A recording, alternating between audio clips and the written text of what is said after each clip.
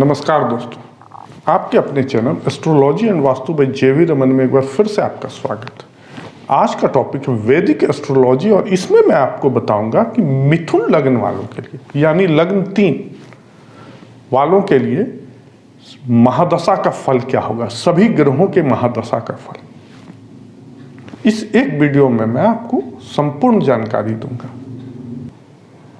तो मेरा आपसे एक निवेदन है कि बिना स्किप किए हुए इस वीडियो को अंत तक देखें और अगर आप हमारे चैनल पर पहली बार आए हैं तो इस चैनल को सब्सक्राइब कर लें, और अगर आप हमारे चैनल को सब्सक्राइब कर चुके और किन्हीं कारणवश बेल आइकन जिसको घंटी का बटन भी कहते हैं दाबना भूल गए तो उसे दाब लें ताकि इस तरह के वीडियो का नोटिफिकेशन सर्वप्रथम आप तक पहुंचे और आप हमारे चैनल पर अप टू डेट रहें। तो आइए इस वीडियो पे बढ़ते हैं आगे और जानते हैं, शुरू करते हैं शुक्र की महादशा से, क्योंकि शुक्र 5वें और 12वें भाव का स्वामी है। इसलिए शुक्र की महादशा में व्यक्ति समाज में मान प्रतिष्ठा प्राप्त करता है, उसका सम्मान बढ़ता है, बुद्धि निर्बल होती है, विद्या का विशेष लाभ मिलता है, उच्च डिग्री की प्राप्ति होती है, संतान की प्राप्ति होती है। लेकिन इस दशा में उसे मां से दूर रहना पड़ सकता है या फिर मां की मृत्यु की भी संभावना बनी रहती है। जातक को शारीरिक कष्ट भी उठाना पड़ सकता है। नित्य दिन नई नई चिंताएं उसके लिए परेशानी का सबब बन जाती है और घर में भी परिवार वालों की बीमारियों के कारण वह अपने आप को असहज महसूस करता है। जातक को इस दशा में संबंधियों का भी विरोध झेलना पड़ सकता है, उसकी तरफ से उनको हानि भी पहुंचती है। तो अब आइए देखते हैं सूर्य की महादशा का फल। क्योंकि तीसरे भाव का स्वामी सूर्य है, इसलिए सूर्य की महादशा में जातक को साधारण आय की प्राप्ति होती है, बंधु बांधुओं परिवार वालों की ओर से भी उसको पीड़ा पहुंचती है तथा शारीरिक कष्ट भी झेलना पड़ सकता है। अब आइए देखते हैं चंद्रमा की महादशा का फल।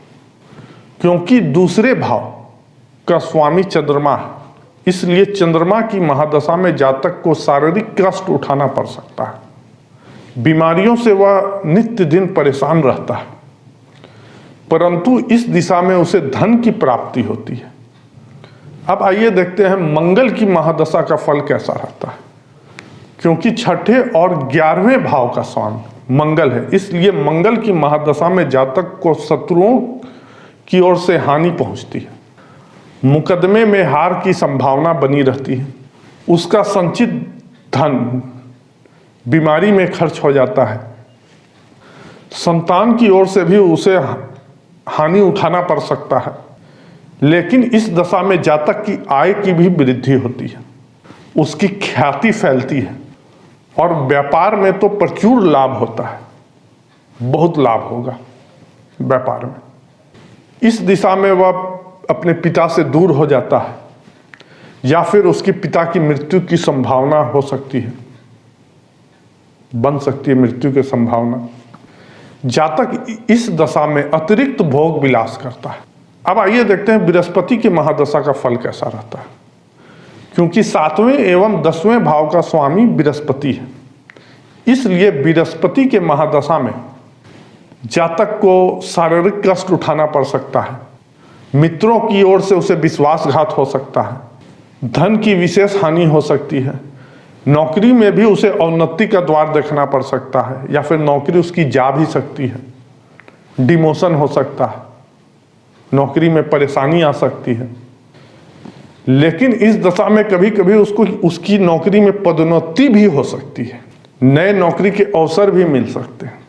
अगर एक जा सकता है तो फिर आने का भी अवसर बाद में मिलेगा, उसके मान सम्मान में वृद्धि होगी, स्त्री और पुत्र की ओर से भी लाभ मिलेगा, रुके हुए कार्य या अधूरे कार्य पूर्ण होंगे। इस महादशा में इनको इन सब का फायदा भी मिलेगा।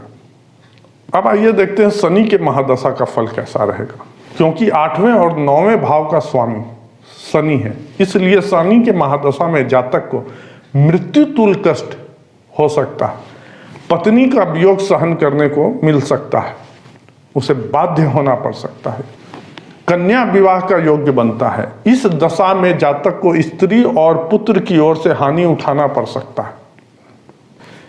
इस दिशा में जातक का भाग्योदय होता है, नए नए उद्योग का प्रारंभ कर सकता है एवं व्यापार में उसे विशेष लाभ होता है। इस दशा में जातक को तीर्थ यात्रा पर जाने का अवसर प्रदान होता है।